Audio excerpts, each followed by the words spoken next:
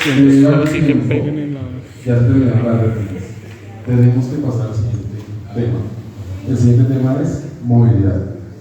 Entonces, pues, siguiendo, digamos, la lógica, desafortunadamente salimos en una falla técnica de era que la ruleta al azar diera la pregunta, pero vamos haciendo es con cabeza cuál es lo siguiente. Entonces sería la candidata nueva que llegó. Una pregunta del 1 al 6. Una pregunta del 1 al 6. Número 3. 3. Muy bien. Esta pregunta es la siguiente. ¿Cómo propone regular la tarifa de Transmilenio para hacerla más accesible y equitativa para todos los ciudadanos? Pues yo pensaría que para mantener el orden, comenzara a... ¿Me repite la pregunta, por favor? Nuevamente la repito. ¿Cómo propone regular la tarifa de Transmilenio para hacerla más accesible y equitativa para todos los ciudadanos? Yo diría que con educación. Creo que nuestro presidente había dicho o había una propuesta de 0 al transporte. Yo creo que no es la solución, porque si en ese momento Transmilenio tiene un déficit de 3 billones, imagínense si lo dejaran en 0. Para mí, yo creo que la educación, o sea, que tomemos conciencia todos de que debemos tener un transporte que haya en el tema del Transmilenio. Yo no ando en carro, yo ando todo el tiempo en Transmilenio y el descontrol en Transmilenio es total. Muchísima gente está totalmente desconcentrada con el tema del transporte acá en Bogotá, y más ahorita con el tema de la destrucción total de las vías por las horas que están. Entonces, un Transmilenio que normalmente pasa en horas pico y que tenemos que esperar a veces hasta 20 minutos para que pase. Yo pienso que más, o sea, que pasen más rápido, que los dispongan más rápido. Eso sería una falta de, de docentes para que el Transmilenio sea el mejor, en este momento el mejor transporte. Tiempo.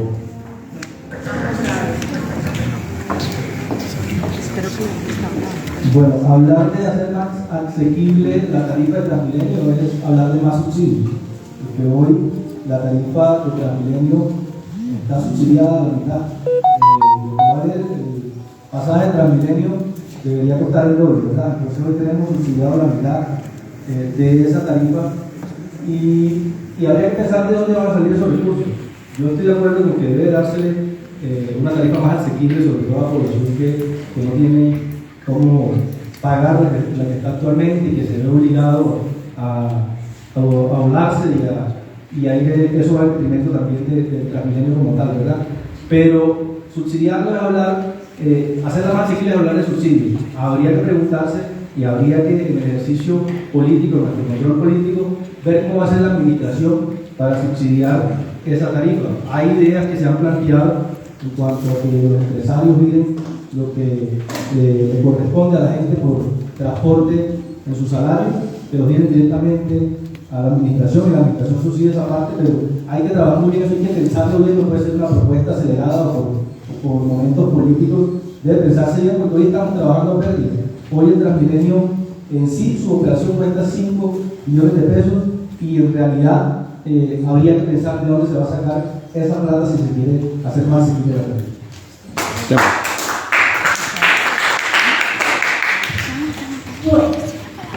Tema de la movilidad. No hay que pensar en una movilidad sostenible, limpia, segura. Yo estoy de acuerdo con la tarifa diferencial en el Transmilenio. Creo que uno de los grandes logros que tuvo Gustavo Petro fue pues unas horas valle, unas horas pico y la gratuidad para ciertos niveles socioeconómicos. Eso es muy fácil de analizar y de medir, para eso está el catastro multipropósitos que nos dice definitivamente cómo es el tamizaje de la ciudad. Y es una herramienta que hay que utilizar. Pero además creo que el tema de dónde va a salir el recurso. Quiero decirles que los residuos sólidos son oro, la basura es oro, es dinero. Y eso ya está inventado en otros países del mundo, donde usted sus residuos sólidos los intercambia. Acá los residuos sólidos se intercambian por dinero, se intercambian por boletas para ir a Montaventura, ¿sí? Esos mismos residuos sólidos se pueden intercambiar por pasajes en el sistema de transporte público.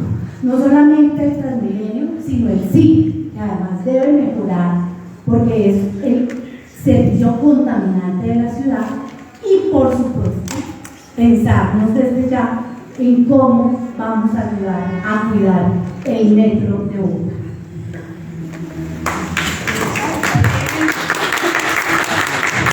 En la movilidad, yo mencionaba al principio de mi presentación, es una persona que gasta de 2 a 6 horas diarias en movilidad, pues no tiene tiempo ni para alimentarse bien, ni para cuidar su salud. Es decir, aquí hay que hablar específicamente desde salud pública también del tema del transporte.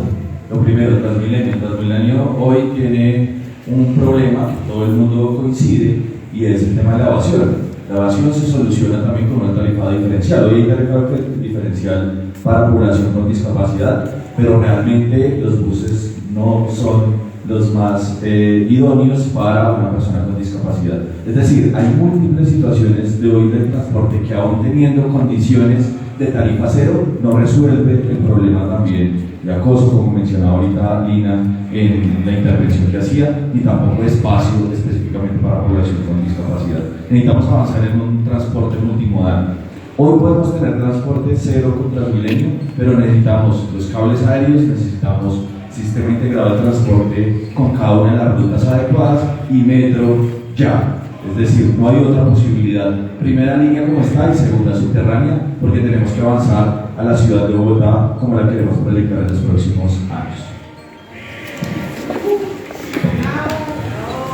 Bueno, en materia de movilidad se nos han planteado distintas propuestas, inclusive desde la alcaldía mayor, por ejemplo, que vamos a tener una tarifa cero costo. En la administración pública y en la gestión pública no hay nada gratis. Siempre habría que definir de dónde van a salir los recursos, un elemento básico. ¿De dónde puede salir? Y hay que hacer un análisis concienzudo sobre los costos de funcionamiento del sistema público que tenemos actualmente. ¿Es posible reducir los costos? Por supuesto que sí. Hay economías de escala que son capaces de mejorar esa situación. Pero cuando hablamos de costo, no estamos hablando solamente del factor económico, sino que estamos hablando de la calidad y el tiempo de vida que le estamos utilizando en la ciudad para podernos desplazar. Por eso, a más de hablar del tema de multimodalidad, tenemos que empezar a pensar de una manera distinta, alternativa de movernos por la ciudad. Por ejemplo, uno de los elementos que más cargan las calles actualmente en Bogotá es el tránsito de vehículos pesados. Una de las propuestas que estamos haciendo en Bogotá tiene que ver con el desarrollo de un plan maestro de logística y de movilidad para la ciudad, que nos diga en qué momentos deben y pueden transitar los vehículos de carga a lo largo y ancho de la ciudad, en qué momento pueden o no parquear en la ciudad, y en qué momento pueden desarrollar actividades de carga y descarga en la ciudad. Todo ese tipo de cosas permiten que la movilidad sea más fluida, que tengamos una mejor calidad de vida y que el costo de movernos en la ciudad sea mucho menor. Muchísimas gracias.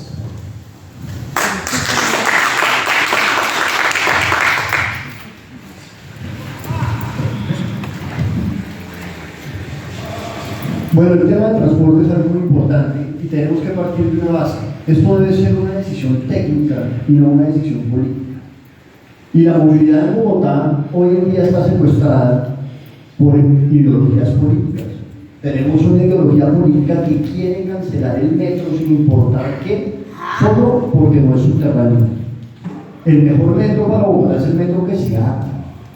Llevamos demasiados años esperando un metro y hoy en día no tenemos nada que mostrar, unas obras que están empezando y un gobierno nacional que lo quiere parar a todas costas.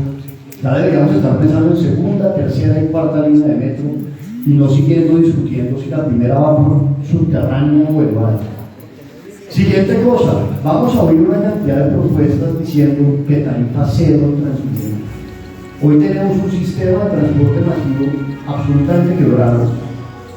y actualmente ni siquiera han sido capaces de implementar la tarifa diferencial en el sistema.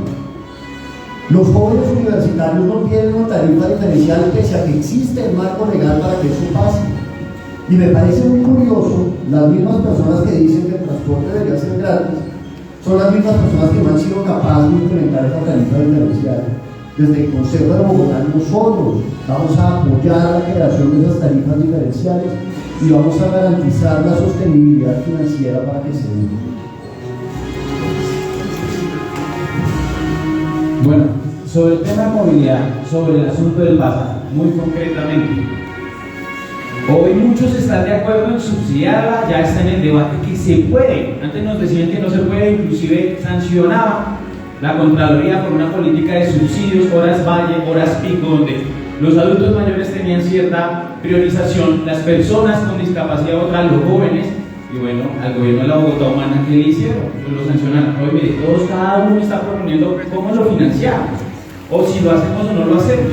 Bueno, pues nosotros sí le apostamos a las tarifas diferenciales. ¿Quiénes somos nosotros? El Pacto Histórico y Bolívar lo ha dicho. Nosotros hacemos parte de una lista cerrada y como ustedes saben funciona todo esto en bancada en el marco de la voluntad política y la construcción político-administrativa. Y los concejales tienen esa posibilidad también de hacer el control político-administrativo para que estos subsidios se den efectivamente. Pero no es solo el Transmilenio. Miren el cable aéreo. Y si el sistema funciona cuando la tarjetita no tiene el bendito nombre, entonces te cobra 4 y 5 pasajes y la gente con un mal servicio, con un servicio pésimo, que no hay una cultura ciudadana que se haya trabajado para proteger el sistema como se hace, por ejemplo, en Medellín en el metro, y la invitación a cuidar el futuro metro, se ha elevado o sea subterráneo, porque aquí nos quieren decir el mito, otra vez las mentiras, como en los medios, que no queremos hacer el metro. Cuando el Pacto Histórico y Petro propuso y nos engañaron con un cheque de 15 millones acá, donde Santos dio un cheque, perdón, sin fondos. Y entonces no se hizo el metro para que el pacto que se hizo por allá abajo, ese un pacto de cambio radical, de Peñalosa, del Coscorroneador, inclusive de Lara, en Castilla hicieron un pacto donde dijeron que Peñalosa iba a cambiar la movilidad y no un metro. Y entonces nos dilataron así como hace 20 años. Luego nos vienen a decir que no queremos, no más mentiras, señoras y señores. Pacto Histórico les dice la verdad.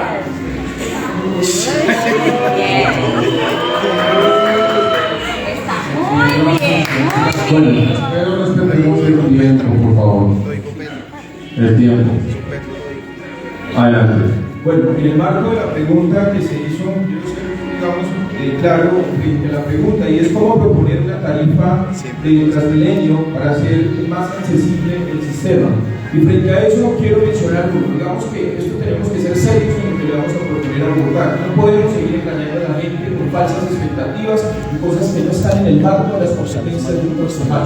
Lo primero, los concejales vamos a tener la posibilidad de aprobar las tarifas. Partamos de esa idea. Lo segundo, el sistema de transporte masivo de Colombia, y no es un problema únicamente de Bogotá, está desfinanciado. El pasado mes de abril el gobierno nacional aprobó 1 billón de pesos y de ese billón 668 millones de pesos son para Bogotá. Y cuando uno empieza a analizar cuáles son las causas de esa desfinanciación del sistema, empieza uno a entender que la evasión, los colados, es una problemática. Ahora nos tenemos que preguntar por qué hay personas que tienen un empleo y se cuelan en el sistema de transporte masivo. Eso necesita un estudio antropológico, sociológico de las necesidades humanas fundamentales.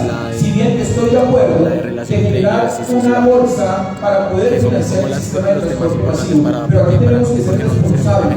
Si un ciudadano bogotano debe un salario en una empresa, también tiene que tener la posibilidad de poder pagar un pasaje. Sí, de poder pagar un pasaje, porque de lo contrario, en muchos aspectos tendríamos eso. Y termino diciendo lo siguiente: el sistema se vuelve más accesible cuando haya cultura ciudadana. La teoría de las ventanas rotas no es simplemente una teoría. Lo hemos visto cómo están las estaciones de Transmilenio, y lo hemos visto cuando una persona observa su psicología, aprendizaje vicario, y observa un comportamiento, hay la probabilidad de repetir ese comportamiento. Y creo que la cultura ciudadana es un antídoto para poder volver el sistema un poco más accesible. Gracias. Gracias. ciudadanos bogotanos, en primera instancia tengamos presente en que el 95% pertenece al privado y el 5% es público. Y es allí en donde si realmente añoramos, soñamos como ciudadanos ser beneficiarios y ojalá dueños de este sistema integrado, pues nos toca a todos hacer control político y vigilancia de la inversión para que no se lo roben y ojalá poder tener ese sistema integrado tal cual como está planeado. Y después eso nos ayudará a incrementar los ingresos de la ciudad y nos permitirá efectivamente asignar tarifas diferenciales y asimismo subsidiar a la ciudadanía que lo requiere. Gracias.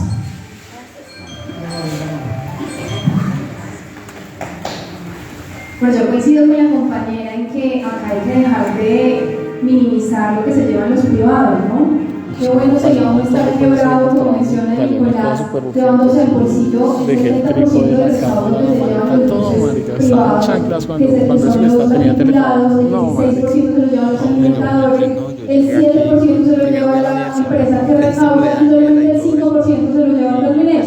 Pero además de estar pobrecitos quebrados, además Leonardo, que también lo mencionaba, es que en estos 4 años les han dado 4.1 billones para poderles abalanzar la tarifa y además rescatarlos después de que mi alcaldesa les dio una tarifa también. Entonces yo creo que acá hay que ponerle de verdad la cara de dónde tiene que salir la plata. A veces no las tarifas diferenciales reales, no la de los 200 pesos que tenemos hoy, que al final del mes uno no compra en una librería. Hay que tener tarifas diferenciales para las mujeres, para las actividades de cuidado, para los estudiantes que tenemos que elegir entre comer o pagar el transporte y también para las personas mayores. Solamente para cerrar, yo creo que es muy realista decir que las personas no pagan por un tema de cultura ciudadana cuando el 36% de los trabajadores en Bogotá trabajan en el informal.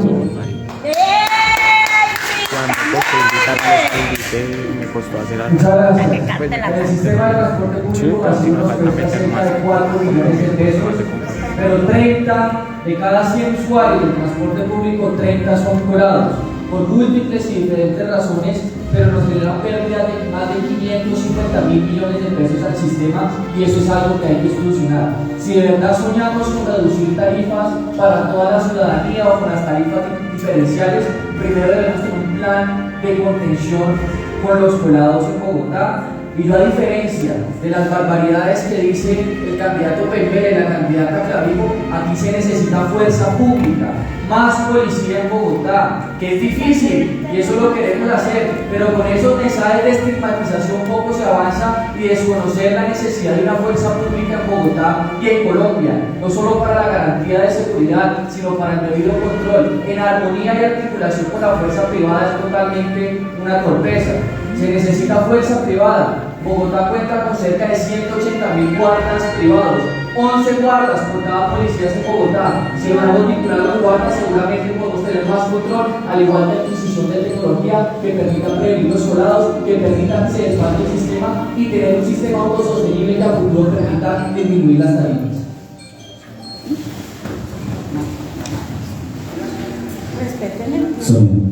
Yo creo que el tema tarifario pasa por el mismo modelo y el modelo de Bogotá pues ya, digamos, superó las condiciones reales de cobertura, de calidad, y al ser un monopolio pues no ha permitido la diversidad de enfoques y de sistemas que podríamos tener de transporte de la ciudadanía. Por eso los cables aéreos son fundamentales, por eso el metro subterráneo es fundamental, por eso también hay que hacer un desarrollo regional de Bogotá, porque aquí atraviesan más o menos 7 municipios a Bogotá, no solamente en términos de venir a trabajar, sino también de hacer tránsito permanente a estudiar. Los subsidios son fundamentales, pero ante todo hay que renegociar los contratos que hoy tiene el distrito con estos operadores. No es posible que en los barrios populares ni siquiera haya un espacio para recargar la tarjeta, que es la que accede la gente al sistema. No es posible que las frecuencias de hoy de transporte sean más demoradas que en cualquier lugar del mundo.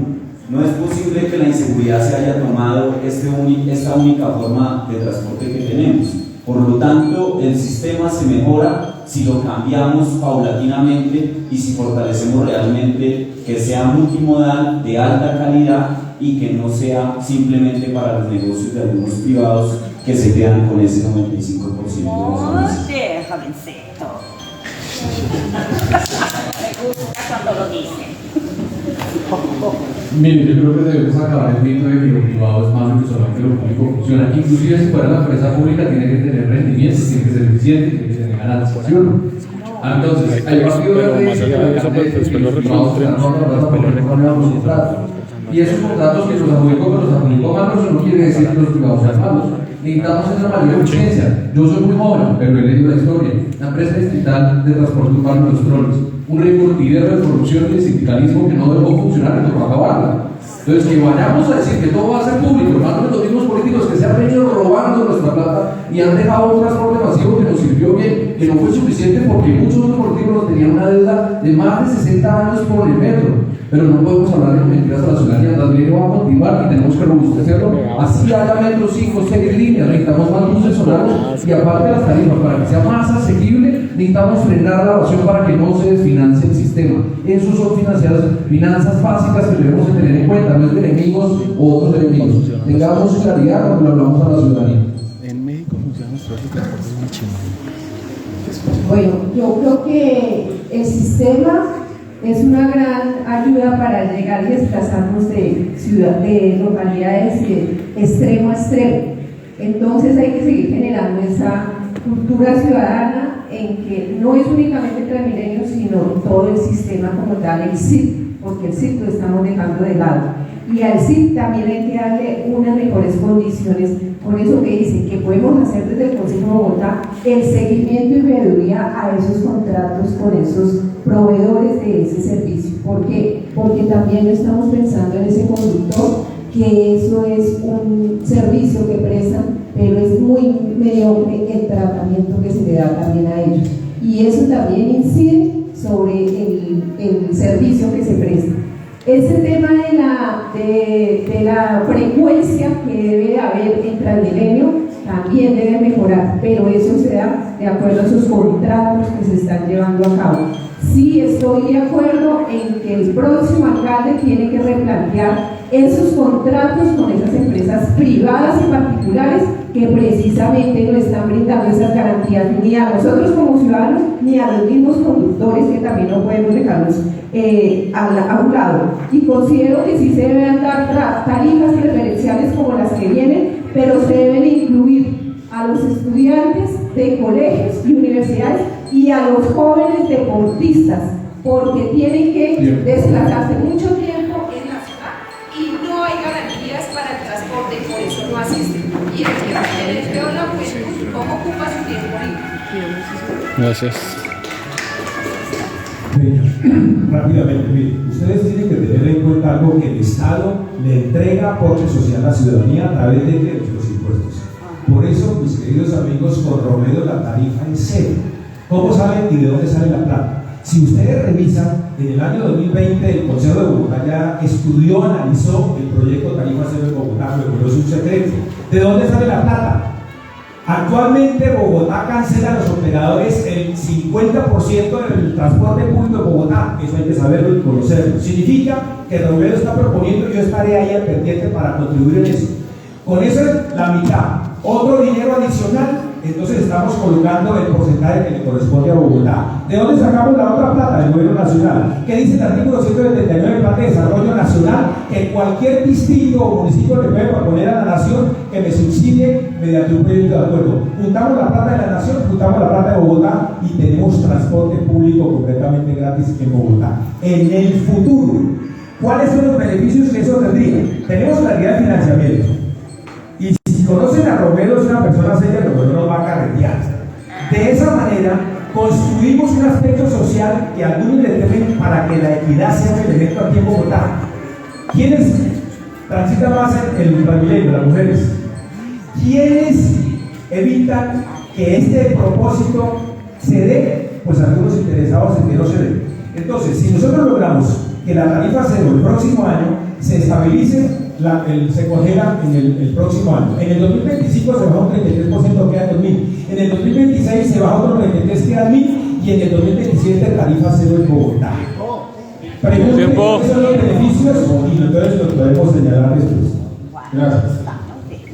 Bueno, en esta ronda haremos 3 réplicas de 45 segundos. Les agradecería. Es lo justo, sí. Sí, me parece. Bueno, les quiero decir algo, sí. Cuando estemos haciendo intervención y mencionamos a alguien, automáticamente se activa la réplica. Gracias. Bueno, primero que todo, aquí voy a hablar del respeto. Yo no comparto las ideas de la derecha, eso es claro. El que me ha seguido a mí políticamente sabe que no comparto esas ideas. Ahórrese los adjetivos calificativos peyorativos. Es que no me sé su nombre. Me parece muy feo llamar Buscate con el apellido. Pero a usted. A usted. ¿Seguro? También me siento orgullosa de mi apellido y no me ando diciendo la clavícula. ¿Sí? Respete la réplica, hermano. Porque yo no digo barbaridades. ¿Sí? Yo no digo barbaridades. No, él me interrumpió. Yo no digo barbaridades. Le pido respeto. Porque si su posición frente a la seguridad y la convivencia es andar diciendo que los que pensamos distinto a usted decimos barbaridades, no vamos a salir en ningún lado. Yo sí le invito a que sea empático, a que utilice el diálogo, a que se ponga en los zapatos de los otros. Los otros son los hijos de la señora. Tiempo, por favor. Y al ejército. Gracias. No es ninguna barbaridad. No es ninguna barbaridad, porque quisiera saber si usted más bien se mete a la policía y es comandante del CAI del perdón en Ciudad. Candidata, tiempo, gracias. Gracias, candidata.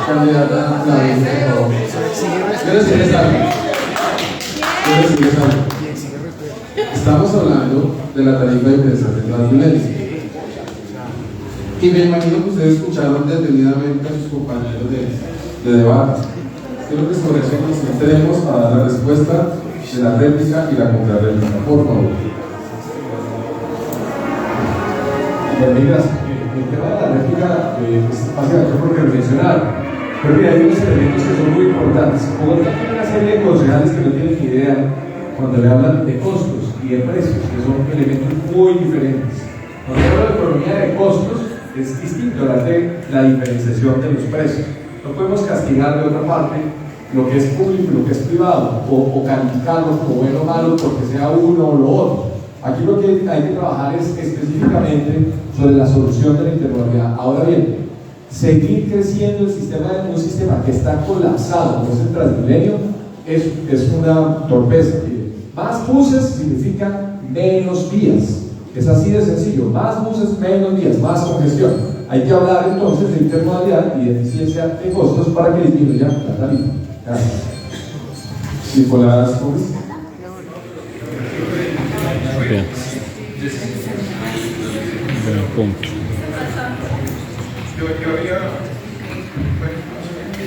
Además, no le hago réplica. Es para decir rápidamente que estamos hablando del tema de las tarifas o de tarifa cero, gratis.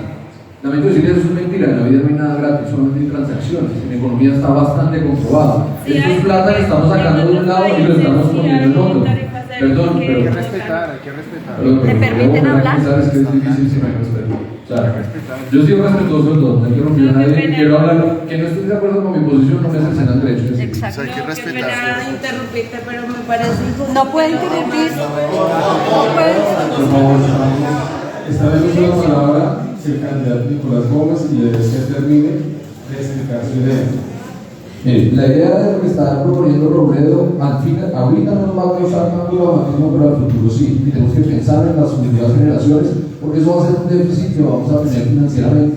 Yo creo que hay que ayudar a los que lo necesitan, que podamos subsidiar las tarifas diferenciales con la graduación, pero tenemos que ser responsables con los recursos que vamos a gastar. Y el que puede pagar, debe pagar. Lo gratis no se valora. Y la otra propuesta que es del petismo, que es recargar 200.000 pesos en las tarifas de energía, es bastante. Porque decían que los colados les faltaba cultura. Vamos al concepto de cultura ciudadana. El concepto de cultura ciudadana tiene tres elementos fundamentales. Lo primero tiene un elemento que es el ser, es decir, yo tengo una parte ontológica que me define para desarrollar ciertos comportamientos. Lo segundo, el saber. Yo sé que colarme en Transmilenio no es una conducta adecuada cuando los demás pagan el pasaje. Y lo tercero es el hacer. Y cuando nosotros hablamos del hacer, son comportamientos que se dan en el marco de un espacio público donde todos compartimos y todos tenemos que disfrutar. Bajo ese concepto, yo sí considero que el concepto de Transmilenio en Bogotá debe tener un proceso de cultura ciudadana y eso no me hace que yo no tenga cultura, no. Termino diciendo lo siguiente en 10 segundos. El 27 de marzo yo estaba en Transmilenio y un estudiante se me acercó y me dijo: señor, es que voy para un punto, no tengo para el pasaje. Ese estudiante que me dijo eso, efectivamente yo lo pasé con mi tarjeta. Ese estudiante no carece de cultura ciudadana. Puso en práctica los tres elementos: el ser, el saber y el hacer. Gracias. Muy bien. Vamos a seguir con la dinámica de cabecita para la siguiente ronda. La siguiente ronda es economía y jóvenes y continuaría la candidata número 2, aquí presente. Debe escoger un número de 1 a 6, por favor. 2. El 2. Muy bien. La pregunta es la siguiente: ¿cómo sería la política del primer empleo para los estudiantes que se están formando con jóvenes a la U?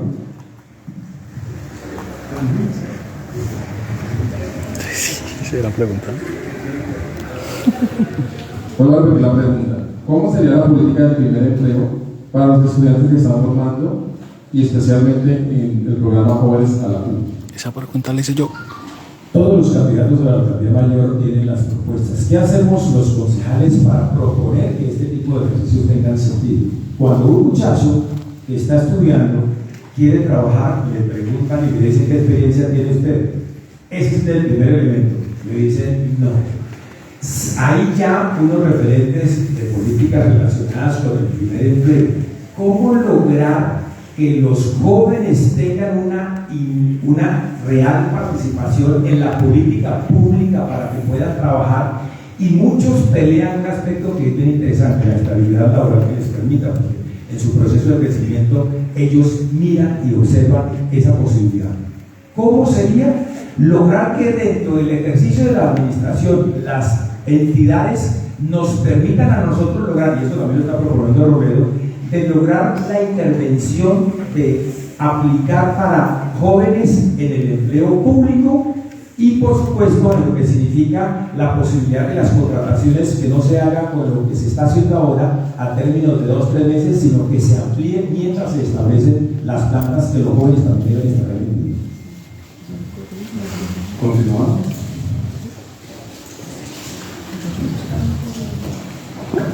Bueno, en esto tenemos también que ser muy cuidadosos con los jóvenes, en que debemos de garantizarles que no haya la deserción ni en el colegio ni en la universidad. Hay que trabajar más porque se garantice esa participación, esa activación de los jóvenes en los sistemas de educación. Y esto se debe de mirar también dentro de las políticas de inclusión que debe generar el próximo gobierno, de manera en que se haga ese diálogo con los empresarios, con estos particulares que están prestos a abrir esas convocatorias y esas oportunidades para los jóvenes, de manera de que ahí queden inmersas en esas políticas públicas la garantía de participación de los jóvenes que están tanto estudiando como los que terminan una carrera o terminan su bachillerato técnico. Debe garantizarse en esas políticas que ahí esté la participación de los estudiantes o de los egresados en esos puestos de trabajo con algunos beneficios que se puedan brindar a esos empresarios que tengan esa disposición de incluir la juventud.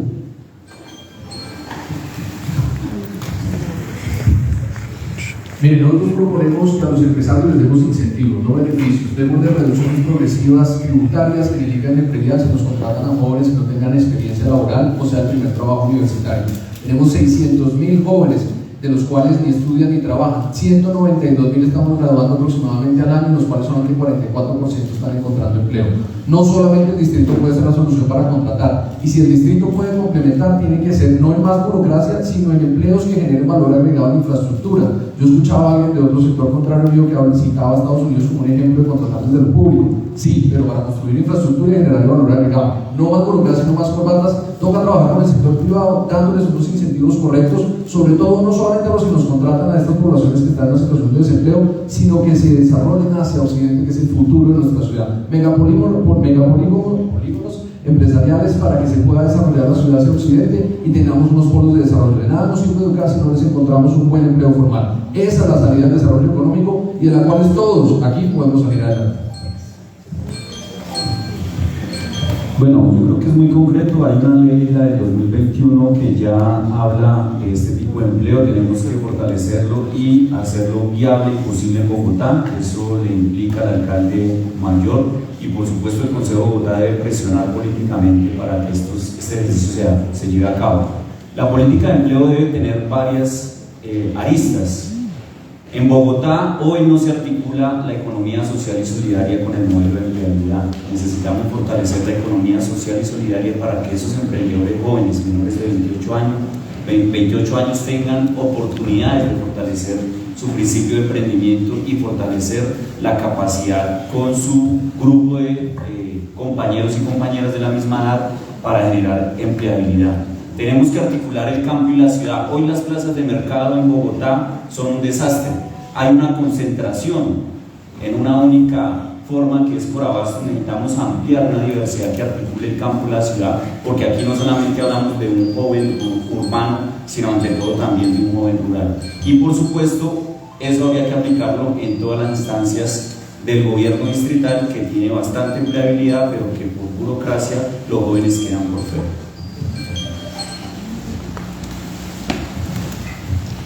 Bueno, muchas gracias. Queremos ver más jóvenes empleados. Yo creo que hay que buscar darle a los jóvenes las herramientas necesarias y básicas para que sean atractivos ante el mercado laboral. Queremos responder a la demanda laboral en Colombia. Miremos cómo la oferta educativa se ajusta a esta necesidad. Hoy, por ejemplo, Colombia requiere más de 170.000 programadores, jóvenes conocedores de software y tecnología, pero lastimosamente no los hay.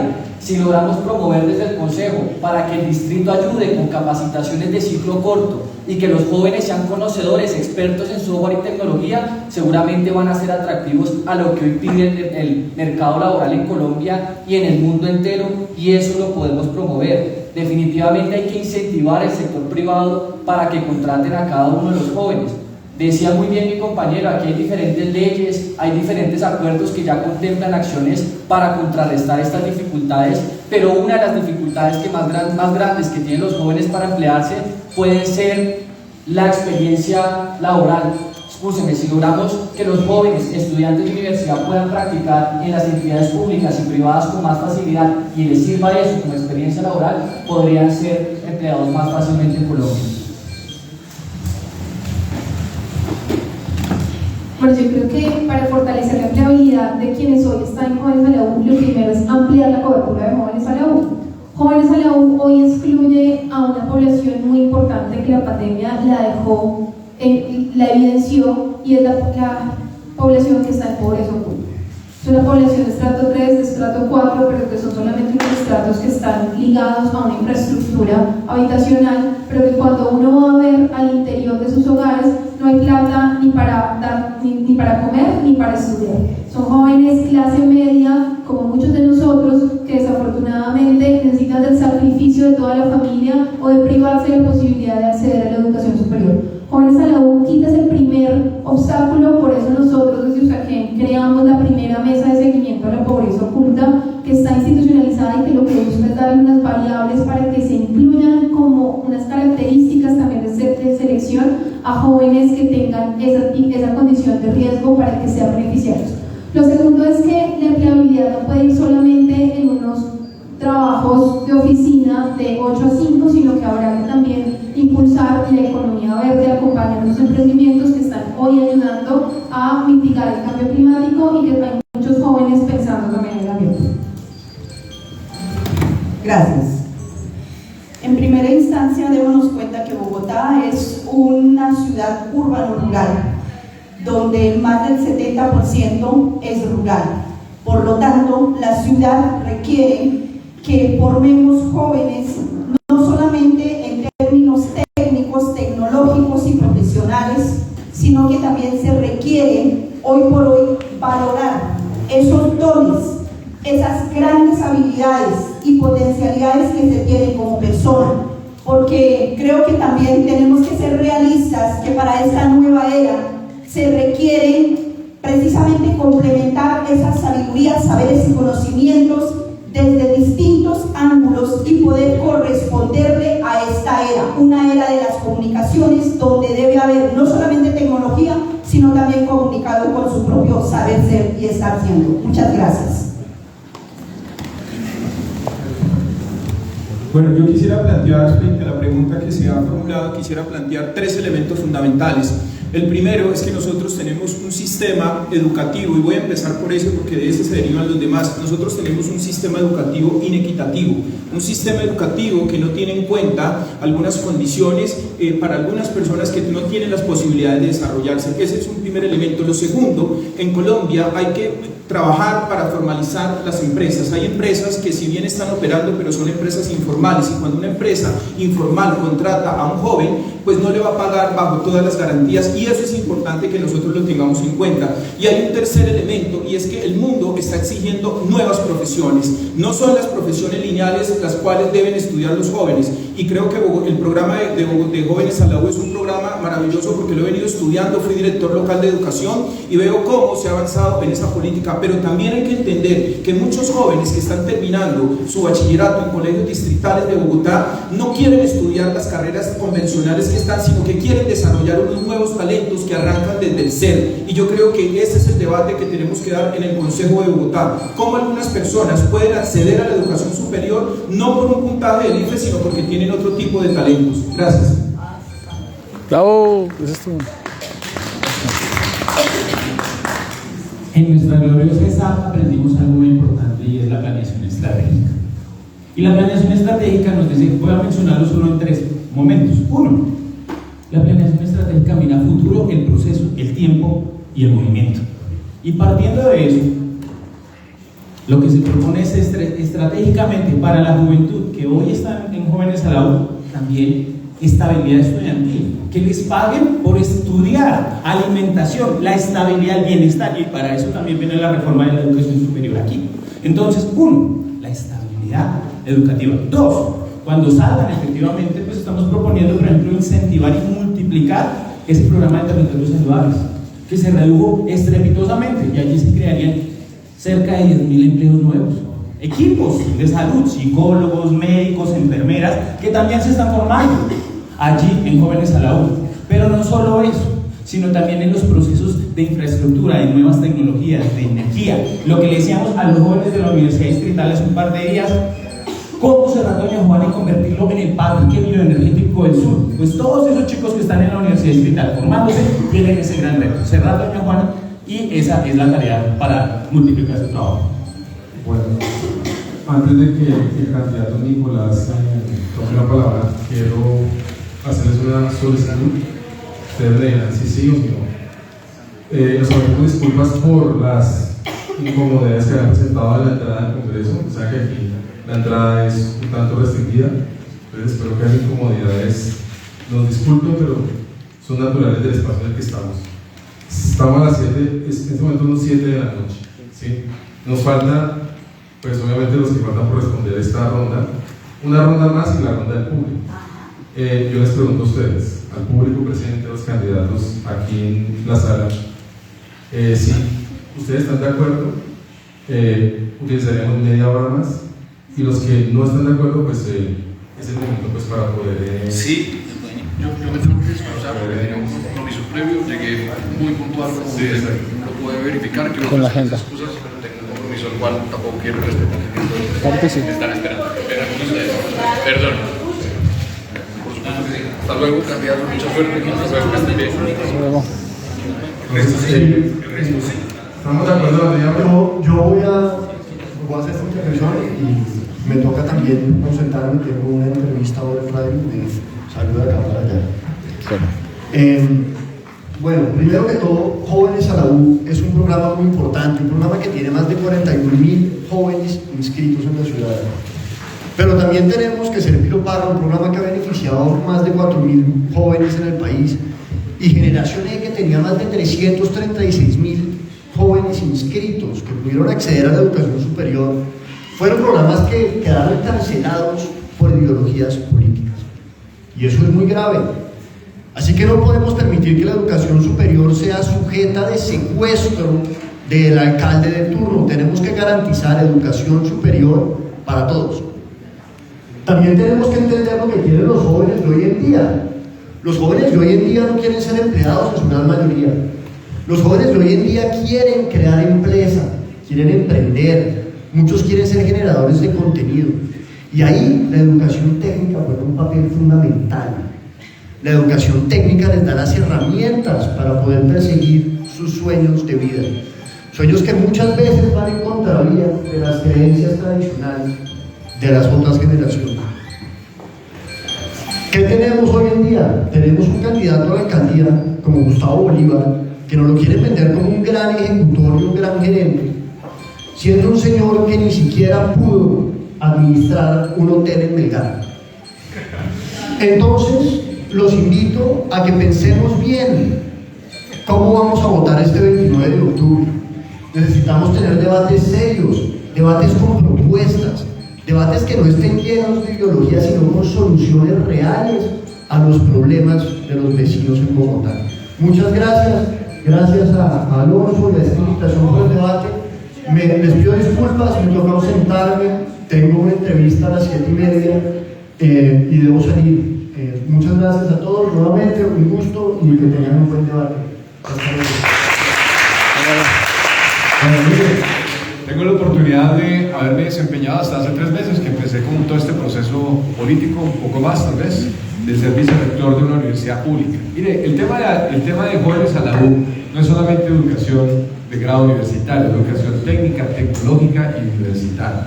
Es el primer punto de partida.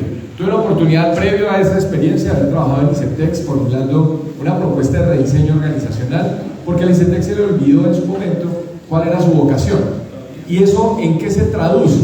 Se traduce básicamente en que es necesario generar un acompañamiento a los jóvenes que están interesados en acceder a la educación superior en cualquiera de sus modalidades, antes del ingreso, durante y después. Cuando hablamos del después, que es específicamente qué vamos a hacer con los jóvenes que están en este programa para vincularlos al ámbito laboral. Mire, se necesita activar de una manera concreta y exigir que en la medida en que se le paga a las universidades con presupuesto público la matrícula de los jóvenes, se les acompañe también para su ubicación laboral, activando además las agencias públicas de empleo que están en este momento desarrollándose, tanto por parte de SENA como por las cajas de compensación como por las universidades. Y si se exige eso, pues vamos a tener una mayor activación de este tipo de posibilidades. Mil gracias a ustedes, les ofrezco excusas también. Feliz noche. Bueno, me alegra que Jóvenes a la U sea un ejemplo también en función de lo que una cosa importante que ha hecho la administración actual. Como dicen, hay que reconocer también esa labor. En datos son cerca de 40.000. El plan de desarrollo distrital planteó 20.000 cupos, se llegó a cerca de 38.000. Nicolás dijo 41.000, creo que son 38.000 también para revisarlo. Pero efectivamente, frente al tema de educación, hay algo central, digamos, un tema que me parece importante, y es en el año 2022, Cifras y Conceptos hizo una encuesta específicamente para hablar de qué es lo que atraía a los jóvenes. Unos datos rápidos: 44% de los jóvenes dicen que efectivamente quieren emprender, es un tema que también hay que revisar, pero cerca del 70% quiere continuar sus estudios después de estar en el colegio, es decir, emprendimiento sí, pero no quiere decir que se ausente el debate sobre la educación superior, que a veces se confunde como si se tuviera que prescindir de él, y no es así.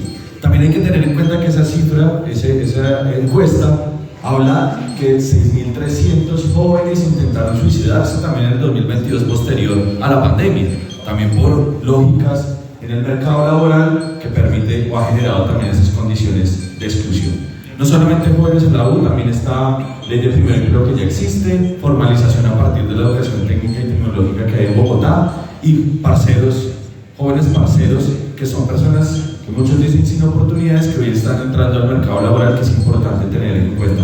Son 381.000 jóvenes que hoy no tienen acceso específicamente al empleo, y son 1.800.000 jóvenes que residen en Bogotá. Es decir, el reto es enorme. No alcanzan jóvenes a la U a cubrirse, pero el reto es grande, y desde el Consejo vamos a trabajar para aumentar seguir este programa, pero efectivamente para trabajar por una educación gratuita, pública, para esta Bogotá y para el país, porque desde Bogotá también se construyen muchas veces. Bueno, la ley hay que aplicar. Está la ley del primer empleo, que es en primera instancia, pues hacer control político para que se aplique. ¿Sí? Creo que una de las razones por las cuales yo hablé hoy es porque hablé precisamente del tema de la empleabilidad, la productividad y el emprendimiento. ¿Sí? Bogotá necesita descentralizar muchos servicios, necesita aunar esfuerzos con el gobierno nacional, vía SENA, vía Ministerio de Industria y Comercio y demás. No aguanta el Estado darle trabajo a todo el mundo, desafortunadamente, ¿cierto? Sería un Estado ideal, pues, que el Estado le dé trabajo a todos y a todas. Así que necesitamos, pues, de la empresa privada para equilibrar esa balanza, eso es indiscutible, ¿sí? Pero la propuesta en concreto es las unidades de empleabilidad, productividad y emprendimiento, y tienen que ser locales. Y esto va ligado al bienestar de los jóvenes.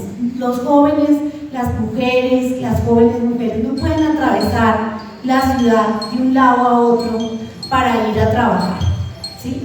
Y perder horas y horas de su tiempo. No puede haber zonas privilegiadas para el trabajo y para la vivienda. Esto tiene, digamos, que ser parejo en toda Bogotá. Y creo que tenemos cómo hacerlo, tenemos cómo aprovecharlo. En cuanto a la educación, pues fortalecer el Fondo Atenea. Yo creo que el Fondo Atenea es un fondo que tiene que continuar, tiene que involucrar muchas más carreras, y además hay que fortalecer la Universidad Distrital. La Universidad Distrital no puede ser que tenga tan poquitas carreras, tiene muchas menos carreras que la Universidad Nacional, y necesitamos carreras que, además de vocación del territorio del territorio del altiplano cundiboyacense, que es al que nos debemos. Gracias. Bueno, yo pienso que de los grandes aciertos de la política pública en materia de educación está el programa Jóvenes a la U, un programa que ha beneficiado a más de 26.000 jóvenes, que garantiza no solo el acceso, sino la permanencia de estos. Es un programa que hay que seguir apoyando y que hay que seguir fortaleciendo. Nosotros, desde el Consejo, también trabajaremos para garantizar que no solo estos jóvenes salgan a la vida laboral, sino que puedan ser empleados. En ese sentido hay que trabajar de manera articulada con la empresa, con la industria, que nos ayuden a ofertar a estos jóvenes que salgan del programa Jóvenes de la U su primer empleo, dando el cumplimiento también a la ley del primer empleo. Gracias. Bueno, yo sé que nos va a tocar por tiempo, pues, reducir. Vamos a hacer dos réplicas. Obviamente, pregunta para el 5, respuesta para el 5. Entonces, para la primera. ¿Para quién? Muchas gracias. Mi réplica va para la doctora Clavijo. No, para responderle, porque es un poco contradictorio. Usted dice que no me conoce y es totalmente natural. Soy un joven de 23 años que quiere y sueña con construir un mejor país, pero al igual que yo hay jóvenes que quieren buscar un empleo con todas las ganas, con todas las capacidades, pero por personas como usted, me disculpa mi culto porque usted será muy famosa pero tampoco la conocía, pero por personas de pronto como usted que demeritan a los jóvenes porque no lo conocen, pasan el mercado laboral que los rechazan de trabajos, no les dan la oportunidad de trabajar a pesar de que tengan todas las capacidades. Así que mi primera invitación, y con eso me retiro porque también tengo otro compromiso, es que si realmente queremos apoyar a los jóvenes, iniciemos nosotros mismos por no demeritarlos por su edad o por su falta de experiencia. Muchas gracias.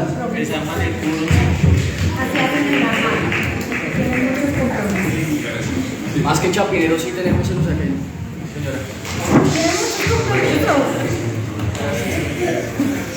Está muy ocupado.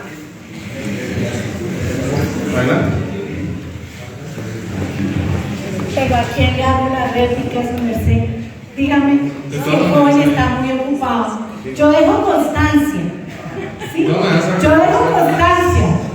¿Sí? De que si a mí me invitan a un sitio, yo me preparo para ese debate. Y esto es un debate. ¿Sí? Un joven privilegiado acá viene y nos dice lo que piensa y se va. Eso es lo que pasa. Y nos dejan colgado el quórum siempre. Muchos de la lista de centros son así. Dejan colgado el quórum, se van, dicen presente y se van, están ocupados siempre. ¿Sí? Yo no estoy de acuerdo con lo que él dijo, él mintió. ¿A qué hora yo dije eso? Ojo, exacto, nunca dije una cosa de esas. No cabe en mi ideología. Que si soy famosa o no, yo no sé si seré famosa o no. Influencer todavía no, me cuesta. Se me bloquea el celular cada rato. Tiempo, gracias. Difícil, ¿sí? Vamos a decirnos la verdad, hay que sacarle tiempo a esto, por respeto a la gente. Independientemente de que esto haya empezado a tiempo o no. ¿Cómo nos vamos a parar y a decir qué es esto? ¿Saben por qué es? Porque les vamos ganando, esa es la verdad.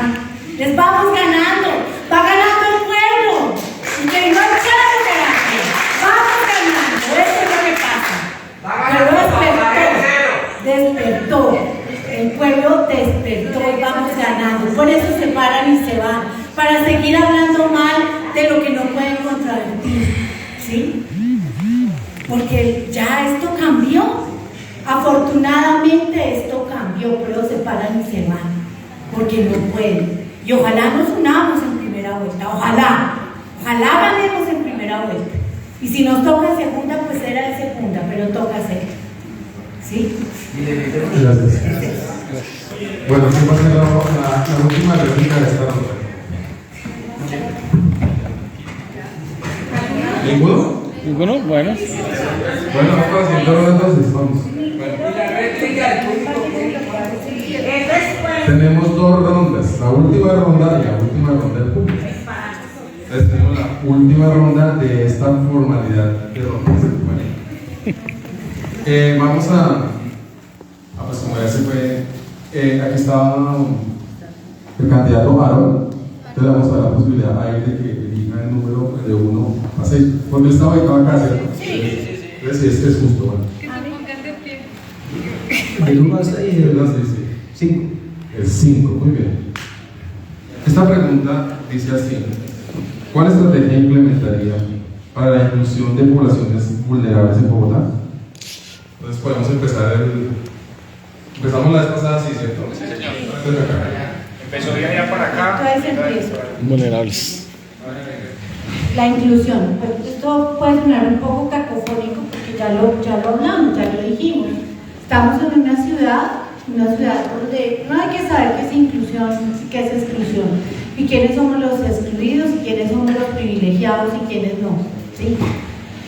Pero creo que lo más importante acá es empezar por las necesidades básicas insatisfechas que tienen los ciudadanos en Bogotá y las ciudadanas, ¿sí? En términos de acceso a la alimentación, en términos de acceso a la salud, en términos de acceso a la educación, donde además las mujeres, que somos el 52% de la población, no gozamos ni disfrutamos de esos derechos fundamentales, ni decir la vivienda, ¿sí? Mi papá decía, tener casa no es mucha riqueza, pero no tenerla sí es mucha pobreza. ¿Cuántas personas despechadas hay en esta ciudad? Muchísimas, en todas las zonas. Debemos empezar a fortalecer la Secretaría de Hábitat, el mejoramiento de barrios, hacer proyectos integrales donde la salud realmente esté en el territorio territorio y qué salud estamos diciendo y por qué lo estamos haciendo. Una revolución realmente que incluya el saber popular, que incluya a esas comunidades ancestrales que están en los territorios invisibilizadas y esclavizadas. Porque yo sí creo que la esclavitud de cuello blanco existe en esta ciudad. Tenemos que empezar a hablar por cambiar esos contratos de prestación de servicios que son contratos de realidad y que la gente tiene miedo hasta de permiso de ir al baño. Me da pavor pensar que voy a tener que trabajar por prestación de servicios, porque son contratos en realidad disfrazados y engañan a la gente. Entonces tenemos que empezar por eso.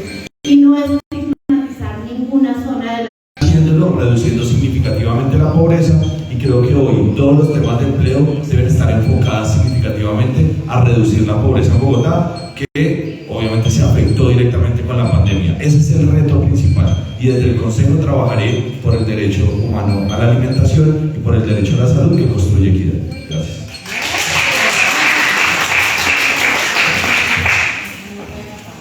Bueno, hablar de inclusión es hablar de buscar mecanismos que eliminen esas barreras sociales, y esos mecanismos se deben trabajar a través de la oferta de empleo, a través de la garantía del acceso a la educación, de la inversión social, de que los recursos lleguen a quienes más lo necesitan. Nosotros desde el Consejo nos preocuparemos por trabajar de la mano con la administración de turnos y que los recursos lleguen a la población que lo necesitan y que esas barreras de inequidad social se puedan eliminar.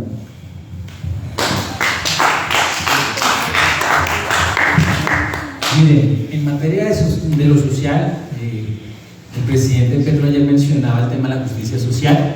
En la ONU se le burlaban porque quería multiplicar la vida en el mundo. Y es que eso es lo que tenemos que hacer. Proteger la vida y cuidar la vida, y eso implica garantizar la justicia social. ¿Cómo? Con programas y proyectos sociales, salvar su barrio, ¿sí? Programas de atención alimentaria, pero no simplemente entregar el pescado, sino enseñar a pescar.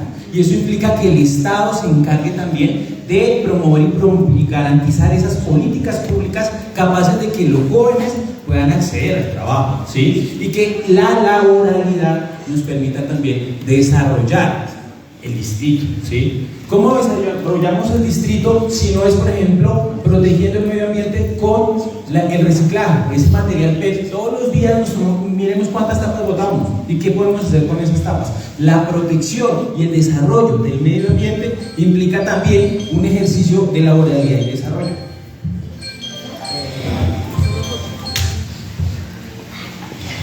Bueno, el primer objetivo de desarrollo sostenible plantea fin de la pobreza. Sí, para partir de esa primera tesis que finalmente creo que no se van a cumplir. Lo segundo, y es que cuando nosotros hablamos de pobreza, no es suficiente pensar que una persona va a salir en condición de pobreza porque satisface unas necesidades básicas. En mi tesis doctoral planteé un modelo de reducción de la pobreza a escala humana en Colombia. ¿Qué encontramos allí? Nosotros encontramos, y se hizo un estudio en varias localidades de Bogotá, y es que es necesario que las personas que viven en condición de pobreza, dotarlas para que desarrollen unas habilidades y unas competencias que les van a permitir poder ser sostenibles a largo plazo. No es suficiente, por supuesto, la educación, la salud, la vivienda y la alimentación son fundamentales, pero ¿cómo hacemos sostenible para que no sean personas que van a depender permanentemente de un subsidio, sino que a partir de sus capacidades y sus habilidades van a poder sobrevivir y sacar a su familia adelante? Yo creo, y lo planteaba Marta Nussbaum, que cuando a un ser humano se le desarrollan las dos capacidades fundamentales, es un ser humano que es sostenible y puede sostener prácticamente 3 o 4 generaciones. Gracias. Gracias. En términos de población vulnerable, creo que ante todo se debe identificar que en el ámbito social incluye precisamente a todas las poblaciones. No podemos entrar a excluir ninguna población, empezando por la niñez, la juventud, la adultez, la vejez y otras poblaciones.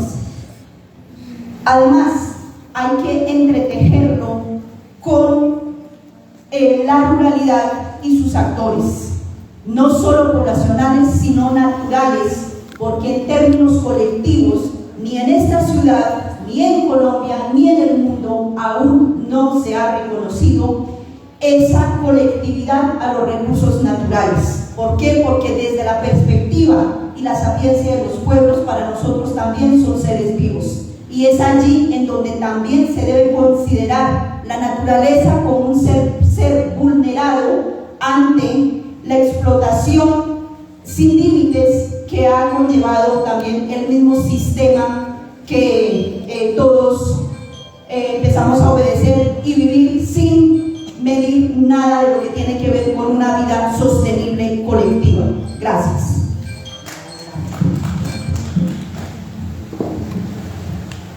Bueno, para poder tener unos enfoques diferenciales dentro de la ciudad, lo primero es tomarse en serio las políticas que hoy existen. Hoy existe una política pública de mujer y equidad de género que en la mayoría de sus derechos es un canto a la bandera, pero las mujeres desafortunadamente seguimos sufriendo la feminización de la pobreza en la ciudad. Por cada 100 hombres que están en condición de pobreza, somos 116 las mujeres que podemos estarlo en la ciudad de Bogotá. Pero además somos las mujeres que retrocedimos 10 años en derechos económicos y laborales durante la pandemia. Por eso se necesita tener la representación del movimiento de mujeres. Hemos sido nosotras quienes hemos llamado al reconocimiento de la diversidad, de la otredad, al reconocimiento además de la interseccionalidad, no solamente que seamos mujeres, sino que somos mujeres negras, afro, indígenas, mujeres clase media, mujeres que representamos distintos sectores, y está en esta lucha de las mujeres y el reconocimiento de los derechos nuestros, en donde hemos hecho el reconocimiento además de los demás grupos poblacionales que coinciden también en la ciudad.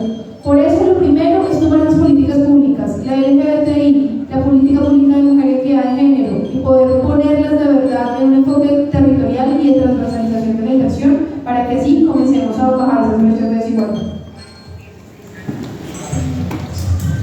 Bueno, yo creo que como concejal uno tiene que partir de las herramientas concretas. Tenemos una secretaría que se llama la Secretaría de Integración Social. Esta secretaría realmente, paulatinamente, su presupuesto ha ido disminuyendo, su competencia se le ha ido quitando y ha terminado siendo ya, digamos, una caja menor de ciertos operadores en el distrito. Nosotros necesitamos recuperar la misionalidad de integración social, fortalecerla, darle cabida nuevamente a los comedores comunitarios en toda Bogotá. Tenemos que fortalecer esa política de seguridad y soberanía alimentaria, articulándola con el campo, con la sabana y con los productores de la región.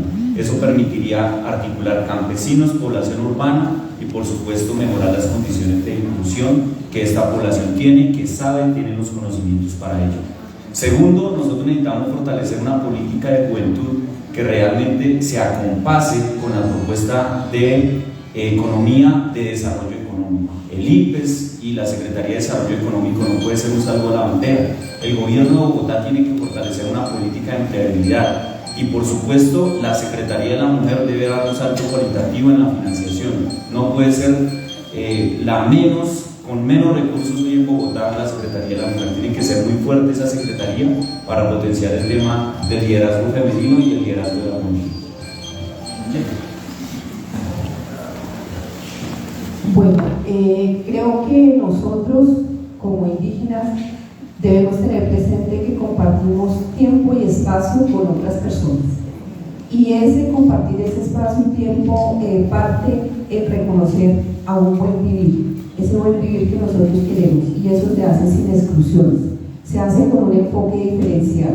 Ese enfoque diferencial enmarcado y con el respeto, sin discriminación ni nada, sino es entender y comprender las diferentes visiones que tenemos del ser, del convivir.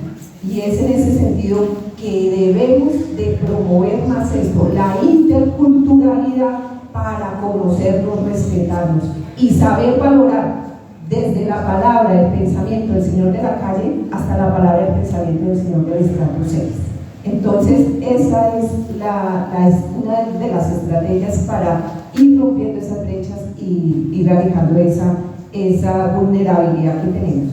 Y algo que debemos de empezar a generar más conciencia y compromiso es que aquí la mayor vulnerabilidad ahí es en la naturaleza y no hay una defensa de ella.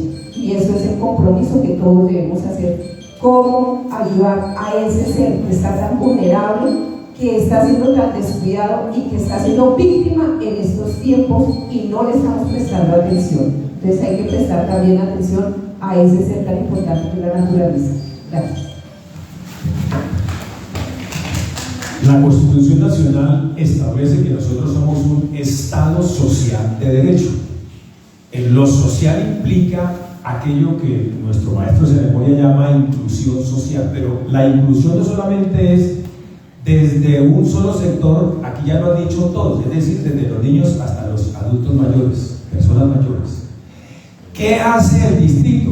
Aquí ya alguien comentó una sola entidad. Yo tengo que decir que nosotros como concejales, o los que estén concejales, tienen que estar vigilantes para que todas las entidades, incluyendo el despacho del alcalde mayor, estén trabajando por eso que usted pregunta, la inclusión social.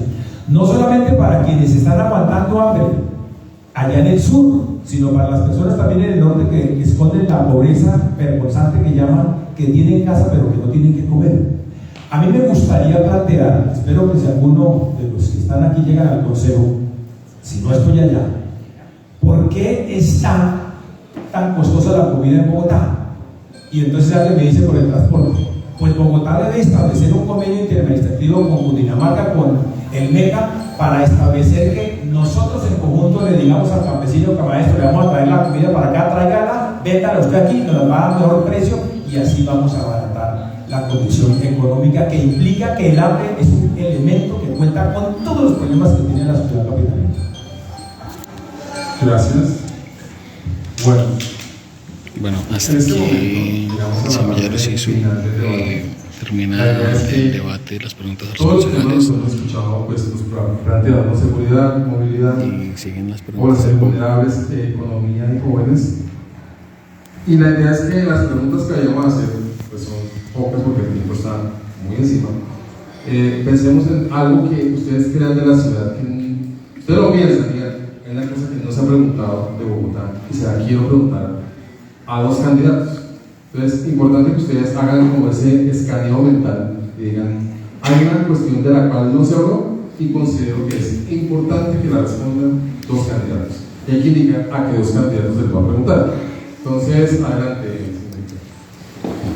Bueno, buenas noches. Buenas noches. La pregunta es la siguiente.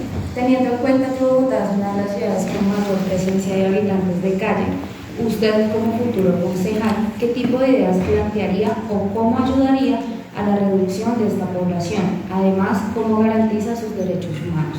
La pregunta va dirigida hacia ti. ¿Yo te lo recuerdo? Para ti y para el doctor. ¿Para qué? Escúchame, es que no entendí la última parte de la pregunta, por favor. Okay. Te la repito como...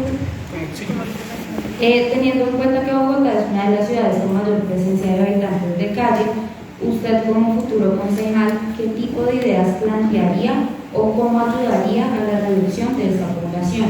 Además, ¿cómo garantiza sus derechos humanos? Bueno, gracias por esa pregunta porque me lleva a la gran tesis que hemos planteado y es las necesidades humanas fundamentales. Cuando un ser humano no satisface sus necesidades humanas fundamentales, hay una disrupción y esas necesidades humanas fundamentales tienen que ver con el ocio, con el bienestar, con la seguridad, con el empleo, con la vivienda, obviamente la alimentación. Y en ese sentido, detrás de un habitante de la calle hay una historia, hay un pasado, hay algo que se ha dejado de atender porque hubo una ruptura de su familia, hubo una ruptura de un entorno social y se refugia a través del alcohol, a través de las drogas para crear un mundo irreal y nosotros lo vemos como un habitante de la calle. ¿Qué vamos a hacer allí? Si bien desde el Consejo de Bogotá hay una secretaría y es la Secretaría de Integración Social que ha venido desarrollando un trabajo, pero hay que trabajar de manera insistente en conocer cuáles son esas causas que llevan a cierta población para que habite en la calle. Desde ese punto de vista tenemos que fortalecer la familia, pero también tenemos que fortalecer las acciones que desarrollan al interior de las empresas, porque no es un trabajo únicamente de intervención, sino que tiene que ser un trabajo de predicción, pero también un trabajo de prevención. Gracias.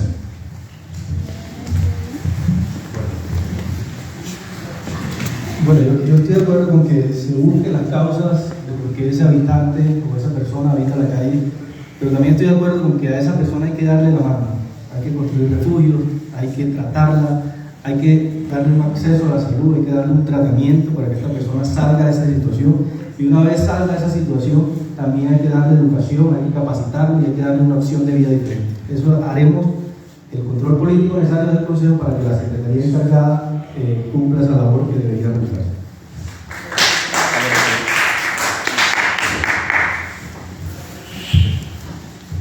El señor, la señora, ¿qué más es?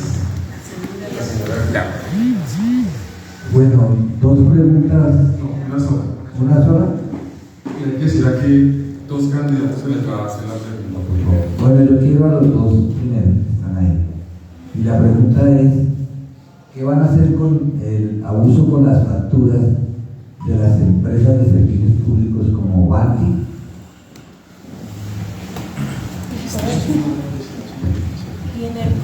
Bueno, Bogotá, dentro de su ejercicio y el ejercicio que tienen los concejales, la ley 142 es un aspecto legal de orden nacional.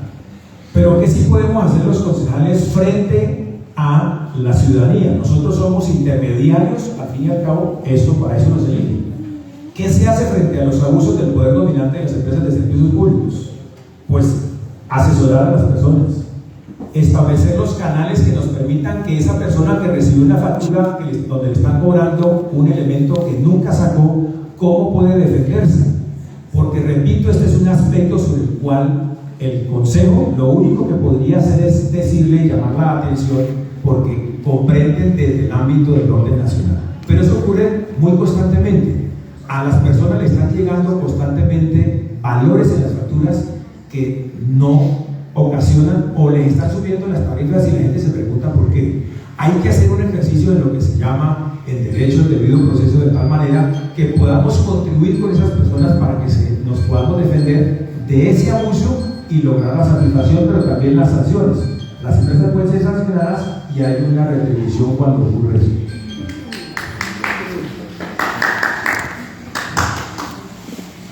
Bueno, creo que desde el control político que hacemos nosotros en el Consejo de Bogotá es precisamente ver todo ese tema tarifario y también los contratos de los prestadores de servicio.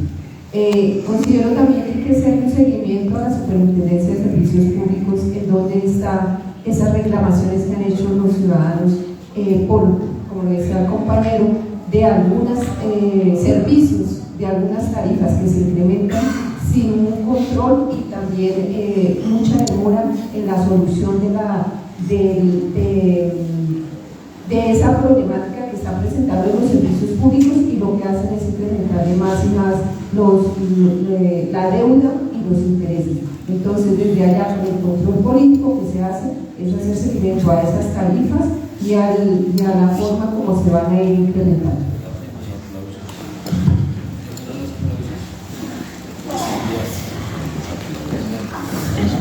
Buenas noches a todas y todos. Agradecer primero a los candidatos que se encuentran todavía en este recinto, por el respeto que tienen ante este auditorio. Qué triste que los otros candidatos de verdad hayan tenido que salir con excusas, no sé si sean ciertas o no. Tal vez en algún momento cuando lleguen a ser concejales quizás hagan lo mismo. Bueno, ahí nos daremos cuenta, se van a tener las puertas cerradas de sus oficinas y pues en las urnas nos vemos. La pregunta, básicamente va un poco dirigida, y para darle contexto, básicamente es que una de las grandes apuestas de desarrollo urbano del Plan de Ordenamiento Territorial de Bogotá está relacionada con la visión de Bogotá como una ciudad de 30 minutos. A partir de estos modelos, digamos, que se han venido dando como de conexión en red, y pues digamos que en respuesta a propósitos que se han fundamentado pues en una agenda 2030. La pregunta básicamente es, ¿qué piensan frente al postulado de algunos acerca de que pues, este tipo de ciudades requieren mayor inversión y gasto de recursos en infraestructura, y que además pues, ven como limitante la capacidad para atraer industrias o empresas que no se encuentran dentro de ese radio de los 30 minutos de la ciudad que queremos llegar a ser? La pregunta va dirigida a los compañeros del Verde, Lina y no recuerdo Cristian, ya que es el porte de la alcaldesa Natal. Yo me tengo que retirar. Muchísimas gracias por la invitación y por las preguntas. Buenas noches. Sí. Bueno, sí, es el pote de nuestra alcaldesa. Sobre la ciudad de los 15 minutos o los 30 minutos que estaba planteada, yo la verdad, personalmente, creo que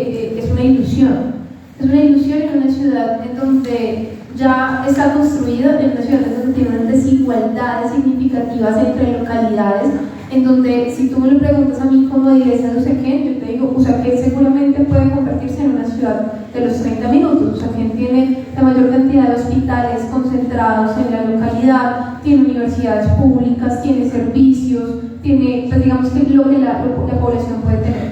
Pero la pregunta que tú planteas pues, es precisamente el interrogante de cómo llevamos la banca, cómo llevamos estas grandes industrias, cómo obligamos a las universidades a trasladarse a las localidades en donde pues, tienen una demanda menor, ¿no? Como son las universidades privadas. Entonces, creo que tiene que ser un cambio paulatino en donde lo primero que uno tiene que trasladar son los servicios públicos. Democratizar primero la infraestructura pública, los colegios, los hospitales, ¿sí? Los CADES. Esa infraestructura cuando ya esté, seguramente el sector privado va a irse moviendo hasta allá. De resto, creo que es una falacia que nos metieron en el pozo, muy a pesar de nuestro partido.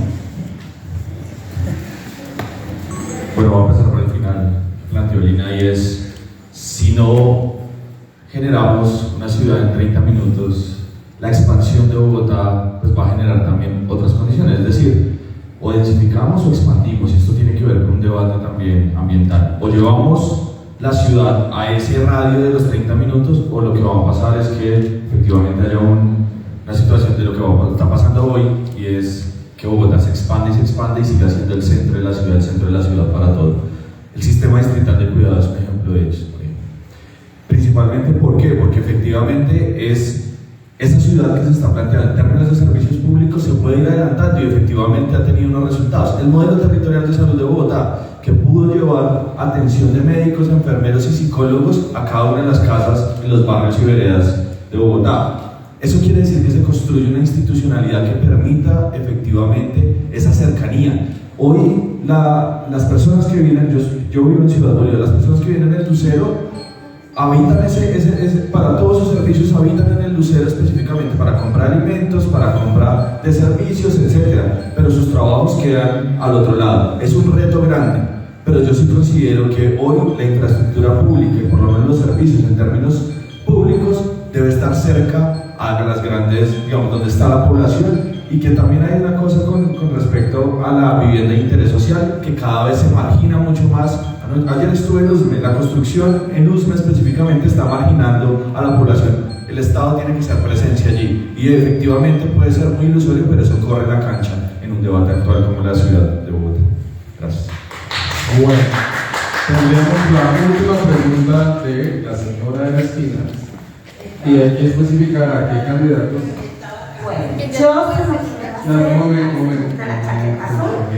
Un momento. ¿A quién se la va a preguntar? Cristian Roballo. Perfecto. Y lo otro se lo voy a hacer a la señora Marcos. Bueno, mi pregunta es muy concreta.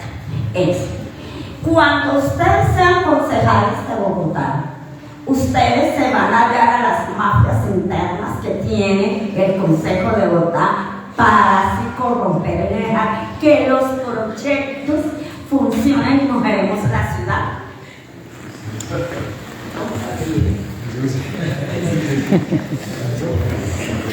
Miren, Gustavo Bolívar ha dicho algo, necesitamos mínimo 23 concejales. Así es simple. El gobierno de Petro no ha podido hacer las reformas y está gestionando, y lastimosamente al presidente lo han tratado de chantajear una y otra vez. ¿Para qué? Porque su merced, y no se ha dado chantaje, al contrario a ello, ha acentuado un poco su posición. Y nosotros que defendemos precisamente la democracia, y sabemos cómo, por ejemplo, en las montañas, en la vulnerabilidad, van ciertos señores que se van en los debates y resuelven todo el último día con ciertos recursos, pues nosotros no somos eso, nosotros somos de a pie, de la montaña, del sur de Bogotá, y precisamente defendemos que no nos roben los recursos públicos. Que al contrario de eso, como lo hicimos cuando instalamos la tropa social, que se pervirtió en su momento, igual que el sistema distrital de cuidado, porque inauguran manzanas del cuidado de los 8 días, la cierran por mantenimiento como en Fontibón, pues tristemente esos son modelos donde así inauguramos, cortamos la cinta, pero no sirve, y sí se roban los recursos públicos. Entonces eso es lo que vamos a llegar a hacer en el Consejo, a defender y a garantizar que los recursos públicos sean sagrados. Por supuesto. supuesto, nosotros como parte de la lista del Consejo del Pacto Histórico tenemos un programa, tenemos un ejercicio político y una tradición ética de lo que desarrollamos y nos juntamos para cambiar esta nación. El Pacto Histórico no nació de un día para otro, ha sido un ejercicio de construcción colectiva con una agenda de luchas sociales y por lo tanto la vamos a representar a la altura que se merece Bogotá. Y Bogotá en este momento necesita y requiere una articulación con el gobierno nacional. La ciudad de Bogotá apoyó al presidente Gustavo Petro con más de 2.500.000 votos y aspiramos que ese ejercicio de respaldo en Bogotá se traduzca también en un respaldo político para poder hacer un cambio de aquellos concejales que ya han gobernado 8, 5, 7 periodos en Bogotá y que la ciudadanía lamentablemente sigue votando por ellos. La pregunta habría que devolvérsela a la ciudadanía si está dispuesta a continuar esa tradición o si damos un paso de cambio que requiere Bogotá. Gracias. Bueno, si están de acuerdo, todo el público, ya vamos a cerrar, pero sería la última pregunta.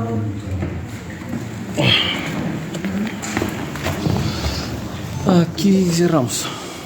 Muy buenas noches a todas las personas que estamos acá. Les doy de verdad mi agradecimiento por darme la oportunidad de decir pequeñas palabras, pero con mucha sustancia.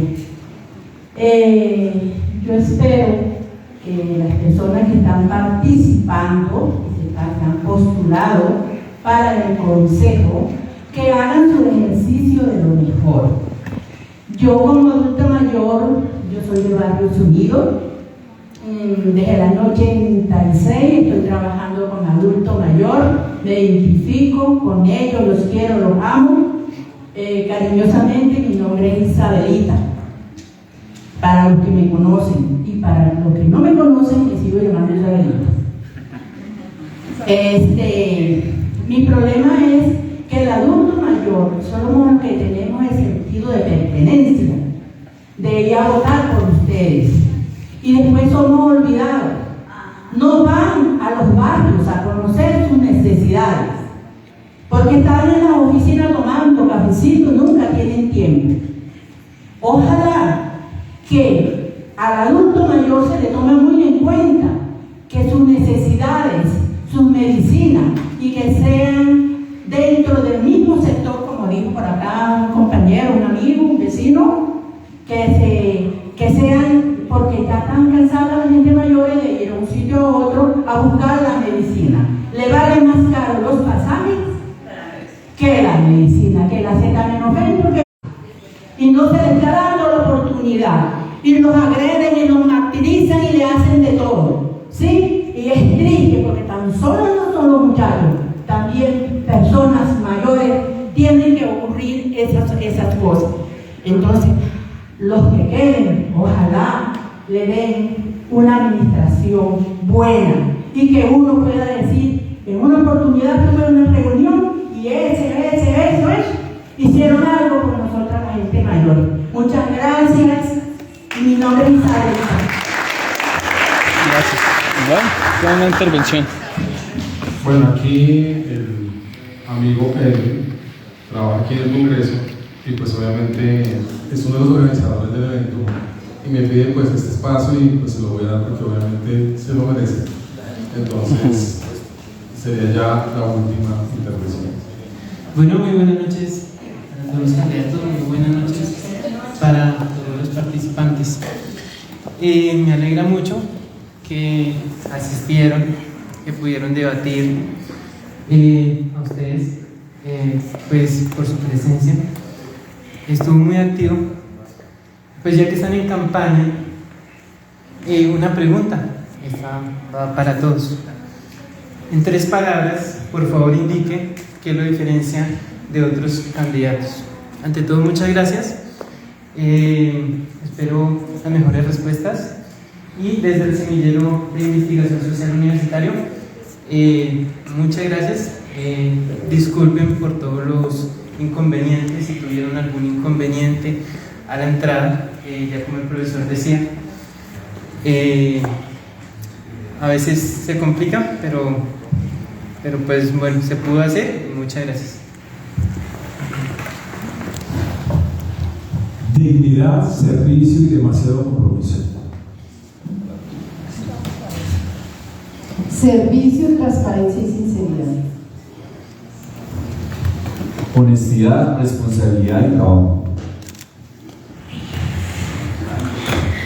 Bogotá para mujeres. Corresponsabilidad, identidad y dignidad. Paz, amor y libertad. Juventud, experiencia de academia. Tanto que uno puede decir, que le ponen a uno eso y cortar 3 palabras. las palabras y todo eso. Es que yo soy muy irreverente, a mí me dicen 3 y yo quiero decir 6. No, 3. Y así, me dicen que para la derecha, yo digo que para la izquierda. Yo creo que responsabilidad es una, cuidar es otra. Y la otra es amor, amor por lo que uno hace. Eso es lo más importante. El poder para servir, el amor para compartir. Bueno, quiero terminar esta actividad de hoy agradeciéndoles a todos su asistencia. Queremos que la filosofía de un debate centrado, de un debate donde se comparten ideas y no se atacan a las personas, se mantengan los debates que hayan después de los escenarios y que todos puedan mostrar su mejor versión en cada debate. Les agradecemos mucho la asistencia y les deseo una feliz noche. Bueno, ahora sí, desde el parte de Semilleros ISU, ahora sí termina el debate, agradeciendo por la convocatoria y por todos los que están aquí. Hasta luego.